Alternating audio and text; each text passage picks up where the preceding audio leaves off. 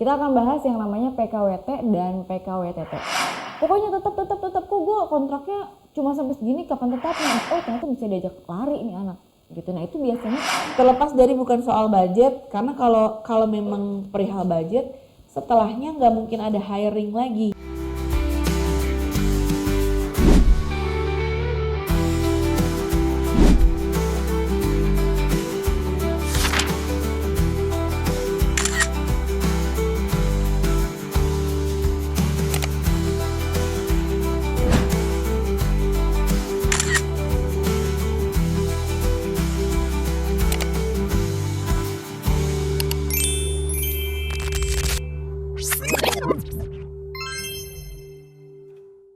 Welcome back di The Builders, podcast yang membahas underrated topik tapi krusial. Salah satunya adalah tentang per-HR-an.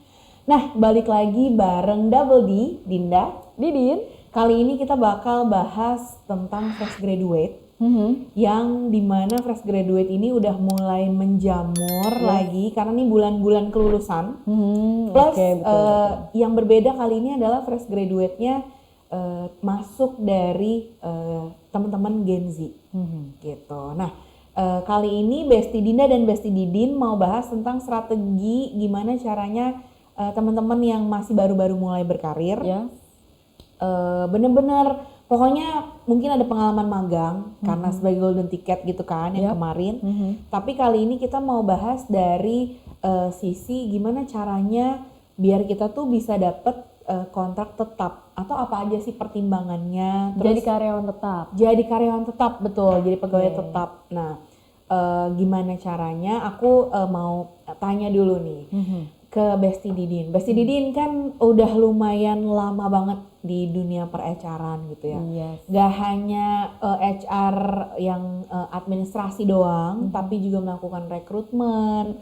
Terus Besti Didin juga ngelakuin bikin formula-formula yang seru biar perusahaannya juga makin bagus gitu. Nah, kalau boleh dong diceritain biasanya tahapan kontrak tuh kayak gimana sih gitu. Mungkin banyak juga Besti Builder yang belum tahu gitu, kayak tahu-tahu oh ternyata masuk kerja tuh harus ada kontrak yang kayak gimana sih? Apa yang harus diperhatikan? Berarti pembahasan kita lebih ke gimana caranya anak fresh grade dari fresh grade jadi karyawan biasa, entah dari magang, kontrak sampai ke karyawan tetap nih. Betul. Oke, berarti kita akan bahas yang namanya PKWT dan PKWTT. Oke. Gitu. Nah, jadi kalau buat Besti Builders di rumah, kalau misalnya mikir gini, aduh, kalau nggak tetap gue nggak mau deh. Kalau nggak tetap nggak mau. Jadi kadang anak-anak sekarang tuh berpikirnya, ini jenjang karirnya seperti apa? Jadi selain karir path yang dia tanya, kepastian. Biasanya begitu kan. Makanya kenapa kemarin kita bahas internship banyak yang nggak mau. Karena internship itu banyak yang ada yang dibayar, ada yang enggak, tenggat waktunya berapa lama, ada yang disalahgunakan. Kan kemarin kita bahas banyak banget. Gitu kan. Nah kalau misalnya sekarang dia udah masuk nih, kita bahas dulu pada dasarnya perbedaan PKWT dan PKWTT. Besti Dinda pernah denger nggak dua hal itu? Pernah pasti, setiap mau masuk kerja tuh kan biasanya udah langsung disodorin tuh ya sama HR kertas, gitu, ya, kertas perjanjian gitu. Tapi kan kadang kita suka agak-agak skip ya, kita taunya dulu cuman kontrak aja gitu. Nah tapi mungkin boleh juga dijelasin sama teman-teman yang masih fresh grade ini gitu kan, kayak gimananya boleh juga tuh apa bedanya. Nah jadi gini buat teman-teman di rumah, jadi kalau misalnya kalian direkrut masuk ke perusahaan, kemudian setelah masuk ke perusahaan tuh biasanya akan disodorin benar namanya surat perjanjian kerja. Gitu. Nah di sini ada terbagi dua jenis. Kalau yang akan saya sampaikan nanti kita bahas adalah PKWTT. Nah kalau aku mau bedain dulu, ada yang namanya PKWT sama PKWTT. Kalau PKWT itu yang namanya kita kerja, itu hubungan kerja harus ada yang namanya perjanjian kerja di dalamnya. Nah perjanjian kerja itu namanya terbagi dua itu. Ada PKWT dan PKWTT. Kalau PKWT perjanjian kerja waktunya tertentu. Kenapa waktunya tertentu? Karena dibatasin. Misal mau 3 bulan, 6 bulan, atau by project, atau musiman gitu. Kalau by project bisa kita tahu nih, oh ini 3 bulan beres. Berarti by project dia waktunya 3 bulan selesai.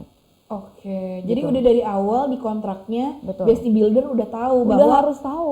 bulan sekian dia bakal selesai gitu Betul, ya. betul. Oke. Ya, jenisnya tuh banyak. Ada yang setahun, 2 tahun, 3 tahun, sampai 5 tahun tuh pokoknya banyak tergantung dari tipe pekerjaan yang diambil. Oke. Selesainya berapa lama, gitu kan? Kan jenis pekerjaan ini banyak banget, gitu. Yes. Nah, kalau misalnya ngerasa kayak, aduh kok gue kontrak, ya lu kontraknya masuknya apa? Mau musiman bisa jadi, atau misalnya juga by project gitu kan? Atau misalnya menggantikan orang melahirkan, itu masuk PKWT. Kan kadang suka 3 bulan menggantikan cuti melahirkan, tapi jadi pegawai kontrak Oke. gitu. Terus kalau kayak gitu bisa nggak kita jadi pegawai tetap? Nah, pegawai tetap itu apa bedanya sih sama pegawai kontrak? Jadi kalau dari segi kompensasi itu pasti sebenarnya sama mengacunya, standarnya pun sama. Jadi nggak ada perbedaan sebenarnya ya pada Sebenarnya nggak dasarnya. ada. Tapi kalau misal masalah grading, level itu pasti kembali lagi ke kompensasinya kemampuannya perusahaan gitu ya. Tapi kalau dari segi kontrak, yang satu adalah memiliki masa batasan waktu, yang satu lagi tidak tertentu. Makanya kenapa PKWTT. Dan dia lebih terjamin, aduh sampai dia pensiun gitu. Jadi Besti Builders tuh kalau misal PKWTT ya, ditawarkan entah itu ini pekerjaan langsung tetap, atau misal abis dari kontrak 3 bulan penilaian langsung tetap. Oke. Gitu. Nah itu harus diperjelas. Kalau PKWTT itu dia akan selesai perjanjian kerjanya adalah pensiun atau terjadinya pengunduran diri kitanya yang udah nggak mau kerja. Oke. Tapi mungkin nggak sih kalau PKWTT itu tiba-tiba kita diputus gitu aja? PHK, Iya, pemutusan misalnya. hubungan kerja. Iya. Nah, bedanya juga kalau PKWT itu namanya bukan pemutusan bekerja, tapi lebih ke arah selesainya masa kontrak. Oke. Tapi kalau PKWTT itu berarti lebih ke arah pemutusan hubungan kerja gitu ya. Nah, bisa nggak terjadi? Bisa dengan berbagai banyak faktor. Itu kan kayak sekarang tuh banyak banget ya pemutusan bekerja dari manufacturer itu besar-besaran. Itu kan balik lagi tergantung dari kemampuan perusahaan. Oke. Pasti perusahaan akan berpikir gimana caranya kita memperjuangkan laju perusahaan. Nah itu apa sih ada pertimbangan dia mengefisiensikan gitu kan. Nah itu kan apa yang kontrak dulu PKWT yang diselesaikan atau PKWTT-nya kah atau pertimbangan apa kah. Tapi pasti di situ nanti akan ada kompensasi harus dibayar seperti itu. Tapi kan kita lagi nggak bahas itu nih.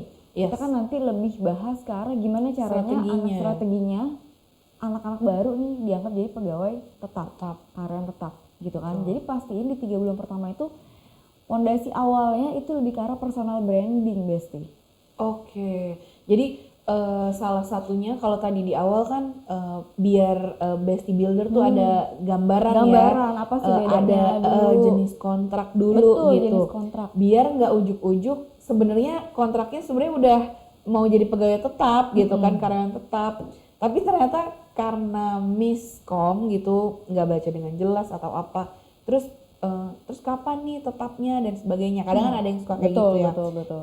Di awal memang kita kasih gambaran dulu nih apa sih bedanya PKWT dan PKWTT, karena jangan sampai pokoknya tetap kok gue kontraknya cuma sampai segini kapan tetapnya. Nah itu makanya dibaca. Dibaca, kalau disodorin dibaca dengan jelas itu isinya. Pasti dalam surat perjanjian kerja itu pasti ada data diri, itu pasti. Nomor rekening pasti kan. Kemudian juga nanti ada juga perjanjian klausul juga tentang misalnya dia mau ada NDA misalnya, atau ada juga di dalam perjanjiannya nanti ada klausul penalti misalnya kalau dia tiba-tiba keluar ya kan. Nah itu harus dibaca dengan teliti. Itu masa kontraknya dari kapan sampai kapan, dibayarkannya tanggal kesekian ke tanggal berapa, itu semuanya harus tertuang di dalam kontrak. Pertanyaan titipan nih biasanya dari teman-teman Gen Z juga terkait kontrak tadi. Sebelum kita masuk akhirnya strateginya si Gen Z mesti ngapain ya gitu. Biasanya mereka tuh suka bertanya gini, Besti Didin, kok kontrak saya kan udah jadi pegawai tetap nih atau karyawan tetap, atau kontraknya udah yang tidak tertentu ini gitu kan. Tapi kok benefitnya nggak ada tambahan, terus kok kayaknya si perusahaan gitu ya, no mention gitu ya, kayaknya bisa kapan aja gitu untuk meng-cut dia tanpa atau merubah kontrak tiba-tiba tanpa adanya konfirmasi. Bahkan banyak juga perusahaan, ini nggak hanya perusahaan umum gitu ya. Tapi kadang ada juga di bidang pendidikan yang suka melakukan itu juga. Jadi perusahaan bergerak di bidang pendidikan. Terus ada juga kayak kalau startup ya masih make sense lah ya, karena kan dia Si berdasarkan pembenahan juga kadang. iya Oke. modal dan lain-lain. Nah, tapi hal ini sering juga terjadi tuh. Nah, biasanya mereka tanya, Miss Dinda kenapa ya? Kok di kontraknya nggak ada perubahan? Cuman bedanya tetap PKWT tadi sama PKWTT aja. Terus di poin-poin benefit tuh nggak ada tambahan lagi gitu. Oke. Nah, adakah poin tertentu yang teman-teman Gen Z ini harus highlight, Besti Didin? Oke, jadi gini loh. Ini masalah kompensasi ya. Betul. Gitu. Tidak ada undang-undang yang mengatur pada saat lo diselesaikan dalam PKWT terus lo diangkat jadi PKWTT terus ada penyesuaian. Enggak ada. Oh. Jadi balik lagi ke perusahaan. Kecuali di perjanjian perusahaan ya perjanjian kerja di perusahaannya itu ada klausal seperti itu. Oke. Tapi Jadi biasanya umumnya nggak notes ada juga. sih. Nggak I ada see. biasanya. Jadi ini notes juga biar sobat Gen Z gitu ya, Besti Builder itu nggak hanya si Besti Builder tuh nggak hanya kayak ekspektasinya tuh too much gitu. Jadi bayangannya adalah teman-teman ketika udah kontraknya diperbaharui, statusnya udah berganti, terus punya harapan kayak benefitnya lebih besar bahkan berkali-kali. Jadi aku mau mengclearkan ini Kita gitu. bahas di sesi yang kapan-kapan kita harus bahas tentang compen nih. Compensation benar, and benefit. itu Nanti banyak kita akan banget cari pertanyaan. gitu karena kalau ngomongin masalah komben, ini pasti kritis banget nih masalah hajat hidup kan. Karena kalau hubungannya sama komen balik lagi, mau dia PKWT, mau PKWTT, kalau udah selesai nih dari PKWT mau diangkat ke PKWTT itu tidak ada. Hanya saja membedakan adalah masa kerja, kemudian nanti kalau misalnya diputus ada pesangonnya, ada ininya. Nah itu kan perintilan-perintilannya memang beda. Itu beda di dasarnya memang. Nanti kita bahas di materi khusus. Yes. Cuman kenapa aku Tapi ada jawabannya nggak ada. singgung? Jawabannya nggak ada penyesuaian. Tapi kenapa aku singgung di situ karena masih masuknya kita harus lihat apa nih di kontrak tadi sebenarnya gitu. Next, ketika misalnya Besti Builder tahu gitu ya 3 bulan pertama next boleh penilaian awal gitu ya. Itu kan juga menjadi pertimbangan tuh ya. Kayak apa aja yang harus dilihat gitu. Nah, poin berikutnya tuh sebenarnya setelah 3 bulan yang tadi personal branding tadi ya gitu setelah ya. udah 3 bulan si perusahaan tuh HR-nya udah tahu Lihat nih dia kerjanya gimana, bagus nggak, Betul. sportif nggak, sopan nggak gitu ya. Nah, kira-kira dari sisi HR itu hal apa yang menjadi pertimbangan secara wah kayaknya 5 poin ini nih Besti Dinda. Jadi gini, kalau misalnya kita udah tahu nih anaknya bagus nih gitu ya, di 3 bulan pertama kan kelihatan gitu. Setelah 3 bulan biasanya tuh kalau kita di HR nanya dulu ke usernya gimana nih bulan pertama, bulan kedua, bulan ketiga ada kendala nggak? Biasanya ada feedback. Bener nggak? Sering nggak? Betul. Appraisal biasanya. Ya kan, sering nggak sih kalau Besti Dinda ditanyain gimana sih anak timur, gitu. ya kan timur gimana? Pasti ditanya terus kan, meskipun nggak ngeluh. Betul. Karena kita mau tahu progresnya dari mantuman gitu gimana gitu kan. Nah setelah 3 bulan baru kita lihat nih perform kerja. Jadi kalau misalnya 3 bulan pertama mungkin dia butuh penyesuaian, ya kan? Karena kan orang nggak semuanya quick adapt, ya kan? Kadang dia juga butuh waktu. Yang tadinya dia pertama kali nggak mau ngomong banyak, terus lama-lama jadi suka ngomong di bulan kedua. Itu kan biasanya masih seperti itu. Terus dari yang dia tanggap nih, tapi di bulan keempat baru kelihatan progres kerjanya ya nggak sih? Yes. Oh ini baru dia, ternyata bisa diajak lari nih anak, gitu. Nah itu biasanya tips saya setelah bulan ketiga masuk bulan keempat langsung tunjukin performa kerja. Jadi lebih ke kualitas dirinya dia, lebih proaktif gitu. Jadi kalau misalnya dia harus nunjukin ide-idenya dia gitu, harus kasih engagementnya seperti itu. Jadi nggak cuma nunjukin bahwa dia tuh sopan, nggak cuma nunjukin dia bahwa dia mau belajar, itu masanya udah lewat 3 bulan pertama. Oke, itu berarti di 3 bulan pertama lebih ke attitude gitu-gitu ya. Penyesuaian kerja dan lain-lain. Gitu kan, target minim-minim kan biasanya 3 bulan pertama kan nggak langsung dikasih kenceng kan. Yes. Coba deh step by step dulu nih, gimana nih? Kenalin sama budaya dulu. Budaya kerjanya juga. Itu juga sebenarnya bagian dari personal branding kita di kantor ya. Ketika baru-baru masuk. Nah, selain tunjukin kemampuan, nextnya itu biasanya bangun relasi ya, Besti Betul, Didin ya. betul, Jadi betul. membangun relasi dan segala macam. Plus ketika kita bangun personal branding, hal yang perlu diperhatikan mungkin kalau dari sisi user nih, kalau dari sisi user adalah konsistensi. Betul. Konsistensi untuk mungkin kayak citra dirinya mau seperti apa, misalnya memang setiap apa yang dia lakukan itu on time mungkin, terus kayak pekerjaan-pekerjaan mungkin checklistnya juga terchecklist Yes. gitu. Tapi kalau Target dari kerjanya ya. Betul. Itu dari sisi user. Nah kalau dari sisi HR apa yang menjadi poin penting personal branding? Oke. Yang pasti dia bukan jadi seorang yang troublemaker ya. Oke. Bukan jadi salah satu orang part of toxic person di situ. Indikatornya, nah ini gue suka ditanya. Ya itu kan kalau indikatornya pasti kita akan lihat dari kedisiplinan dulu. Standar deh. Jadi secara administratif dulu tuh biasanya kita lihat covernya dari administratif, kita compare sama kerjaannya dari si user. Oke. Biasanya kita akan lihatnya kayak gitu dulu gitu kan. Selanjutnya dari situ juga kita akan lihat pola kerjanya dia. Terus kalau misalnya ada akses sosial, biasanya kita ada meeting mingguan. Oke. Dia join atau meeting bulanan all misalnya, ya kan? Sikap dia seperti apa, kita akan lihat keaktifannya dia. Terus ada nggak pernah dia munculin ide-ide. Jadi personal branding itu dari situ kan. Karena kalau misalnya sebagus apapun personal branding dia, tapi kalau tidak membawa sedikit aja perubahan dalam timnya gitu ya, itu kan berarti kan dia nggak punya something yang menjual dong. Oke. Gitu, nggak maksudnya mau kita pacu ya berarti dia yang standar aja gitu kan. Kalau misalnya mau kelihatan personal branding ya kita ngomonginnya gitu, itu sih. Oke, nah menarik juga kadang tuh ketika misalnya si Gen Z ini ya, dia udah secara CV kan udah bagus gitu ya, dia mencantumkan banyak pengalaman, terus udah oke gitu masuk probation, nah 3 bulan itu tuh biasa kan probation, abis itu mau diangkat tetap gitu, pertimbangan paling kayak penilaian udah pasti dari si user gitu kan, si HR akan nanya appraisal dan lain-lain.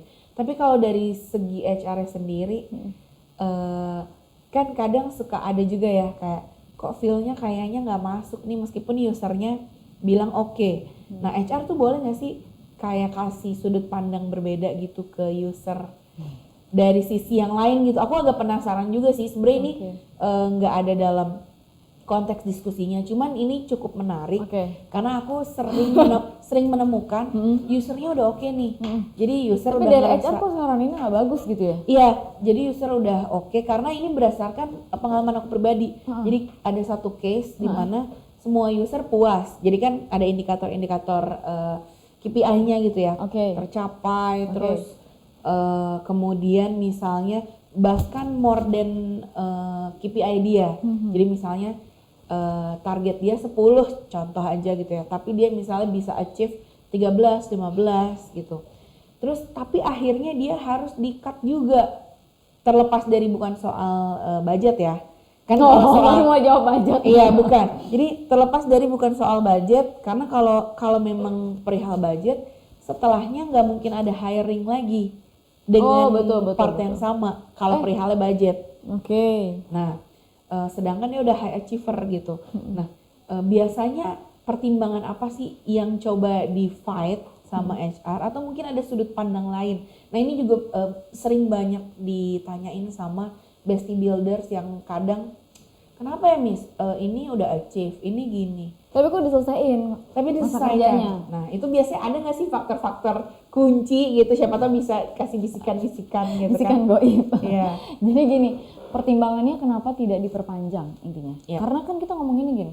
Tadi kan Besti Dinda sempat bilang ini masa probation, terus tapi kok diselesain? Iya. Gitu kan? Jadi kalau namanya probation itu kan masa percobaan. Masa probation itu adalah masa digunakan sebelum dia akan menjadi karyawan tetap. Oke. Itu probation. Tapi pokoknya kalau after probation itu harus tetap atau enggak gitulah. Oh, harus ada keputusannya harus ada keputusan langsung. Tapi kalau misalnya ternyata itu dalam masa kontrak, memang kontraknya 1 tahun gitu misalnya. Terus dia diselesaikan padahal dia high achiever, ya memang sudah selesai masa kontraknya. Tanpa pertimbangan apapun, kalau masa kontraknya sudah selesai, memang balik lagi ke PKWT tadi sudah selesai, ya udah. Terus kalau misalnya kok setelah itu ada hire lagi, ya mungkin pertimbangannya bisa jadi bukan dari HR atau bukan dari HRD atau bisa jadi dari manajemennya. Contoh pertimbangannya adalah misalnya kalau bukan dari sisi budget ya, tapi bisa jadi nih dari sisi budget kan nggak ke-publish karena sebenarnya dia bagus tapi gaji kegedean. Oke. Jadi Nggak kita terungkap hire, lah ya. nggak terungkap. Jadi kita hire, ya udah cari yang lebih rendah mau nggak mau. Padahal gue tahu dia kerjanya bagus, cuma kan jadi gini, kita nggak bisa nurunin gaji dong, apalagi yang tetap. Maksudnya komponen-komponen tetapnya gitu loh, gaji pokok atau apa gitu kan. Kalau ternyata udah ketinggian misalnya, atau misalnya dengan adanya dia ngerusak grading di kantor ini. Jadi misalnya sundul-sundulan atau apa, dan itu misalnya itu jadi satu hal yang tidak terungkap tapi tidak enak gitu loh, tidak bisa dijalankan juga bisa. Atau bisa jadi gini, kalau misalnya kok dia pencapaiannya udah bagus kan dari segi KPI, tapi ternyata dia toxic, bisa jadi. Jadi komponen kalau dari segi HR itu hal yang kayak gitu, dia merusak budaya kerja nggak? Kemudian ada pertimbangan dari si manajemen lainnya nggak? Kemudian ada pertimbangan dari segi budgetnya nggak? Gitu. Itu yang harus jadi pertimbangan. Terus gimana, harus di fighting atau enggak posisi gue? Tanyain aja dulu ini kenapa selesai. Kalau misalnya memang jawabannya adalah ya emang udah selesai karena masa kontrak perjanjian kerja kita selesai, ya udah itu kan nggak bisa di fighting. Memang kita kan kontraknya dari sampai situ. Gitu. I see. Menarik nih statementnya tadi. Berarti biasanya salah satu kenapa orang disudahi gitu ya, apalagi yang Gen Z ini, kalau misalnya memang udah fit in dengan culture-nya, itu bisa jadi poin penting juga ya untuk dipertahankan, bahkan untuk naik ke kontrak jadi karyawan tetap. Iya betul. Kedua yang si personal branding tadi gitu ya, baik secara attitude maupun performance. Betul. Dia harus benar-benar totalitas. 3 bulan pertama tuh bukan main-main gitu. Kan gue anak baru, nggak peduli lu anak baru gitu. Ini pasti pakai alasan gitu.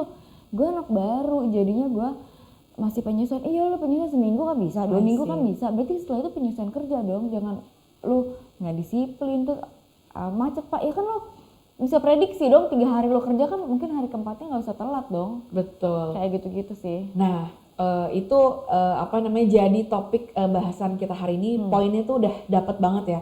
Tadi Bestie Builder udah dapetin satu bedanya PKWT dan PKWTT. Itu penting banget. Kedua Bestie Builders juga jadi tahu bahwa ternyata ada penilaian loh di probation itu. Jadi bukan kayak sembarangan udah probation, udah kerja aja gitu. Betul, udah gitu aja akhirnya jadi nggak maksimal. Benar ya? Jadi nggak maksimal. Nah, mungkin buat diskusi sesi ini karena waktunya juga udah terbatas, kita akan sharing lagi di next episode. So, sampai ketemu lagi bareng sama Double D, Dinda, Didin. Kita akan bahas topik-topik seru HR lainnya. Jangan lupa untuk follow di semua medianya. sosial media kita, karena buat apalagi nih ngomongin masalah karyawan tetap, kalian tuh penting banget ngubunginnya namanya networking. Ya, pilih-pilih banget kalian tuh bergaul. Jadi kalau misalnya kalian mau jadi karyawan tetap, kalian harus pilih-pilih pergaulan. Jadi salah satunya adalah follow kita biar kalian informasi juga dapat banget. Jadi kalau ada mau tanya pun bisa komen-komen semua di media sosial kita. Ada LinkedIn kalau misalnya dari segi profesional ya. Kemudian dari segi kalau dari YouTube-nya, YouTube channelnya bisa langsung subscribe di Ada Info karena kita punya program sendiri The Builder. Selanjutnya ada dari di TikTok gitu. TikToknya sama The Builders. Kemudian juga di Instagramnya kita juga ada. Pokoknya lengkap. Jadi nggak hanya sekedar follow akun-akun gossipers aja, tapi di akun-akunnya The Builders itu banyak banget knowledge tentang SDM, human resource dan cara bersikap, attitude segala macam gitu ya. So sampai ketemu lagi di next episode. Kita pamit. Assalamualaikum warahmatullahi wabarakatuh.